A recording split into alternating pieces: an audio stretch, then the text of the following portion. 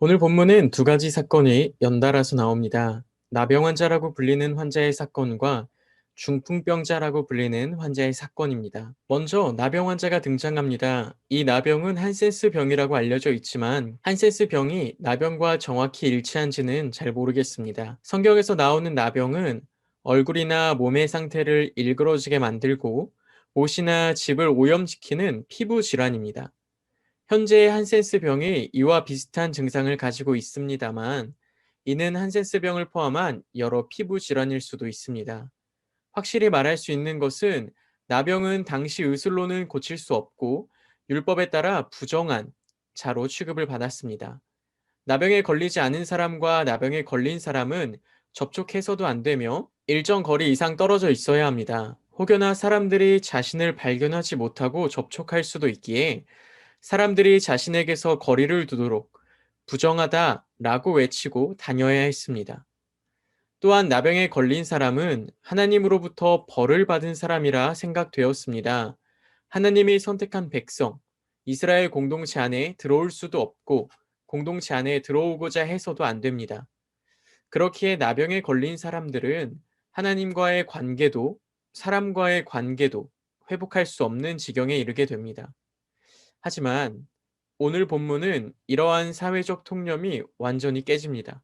먼저 나병 걸린 사람이 나병에 걸리지 않은 예수님에게 말을 거는 행위, 그리고 예수님은 손을 내밀어서 나병이 걸린 사람을 만지는 행위, 이 두 행위는 사회적으로도 율법적으로도 이루어지면 안 되는 행위였습니다.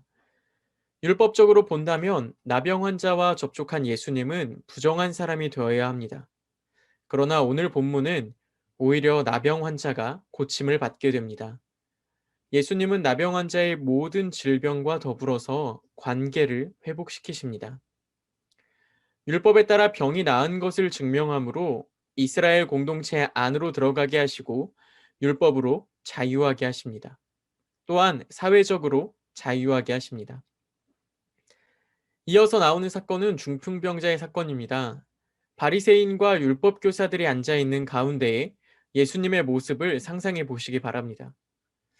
예수님은 아마 병을 고치고 있었을 것입니다. 17절 하반절에 보면 병을 고치는 주의 능력이 예수와 함께 하더라 라고 나와 있기 때문입니다. 당시에 장애를 가진 사람은 사회적, 종교적 역할에서 제외되었습니다. 그렇기에 중풍병자에게 길을 비켜줄 사람은 없었습니다. 그러나 중풍병자는 순서를 지키지 않고 예수님 앞에 등장합니다. 그리고 예수님이 그들을 보시면서 가장 첫 번째로 하신 말씀이 바로 내 죄사함을 받았다 하신 말씀입니다. 유대인들은 죄에 대해서 대단히 민감합니다.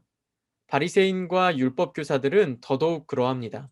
그러니 바리새인과 율법 교사들이 예수님이 하신 말씀에 분노하는 게 당연합니다. 하지만 예수님의 말씀이 더욱 대단합니다. 병을 고치는 것과 죄를 사하는 것, 그 중에 무엇이 더 쉽겠냐고 하는 것입니다. 물론 죄를 사하는 것이 더욱 어려웠을 것입니다. 그러나 이들에게 있어서는 죄를 사하는 것이 더욱 쉬웠을 것입니다.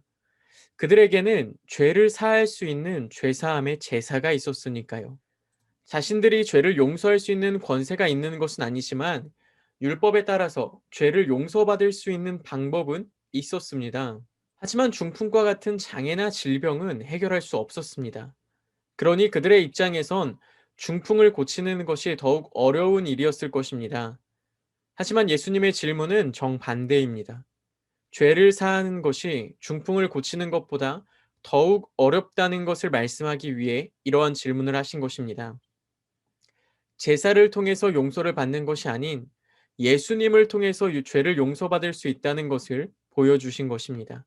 하나님 이외에는 그 누구도 죄를 용서할 수 없는데 오늘 본문은 예수님을 통해서 죄를 용서받을 수 있다는 것을 보여주고 있습니다.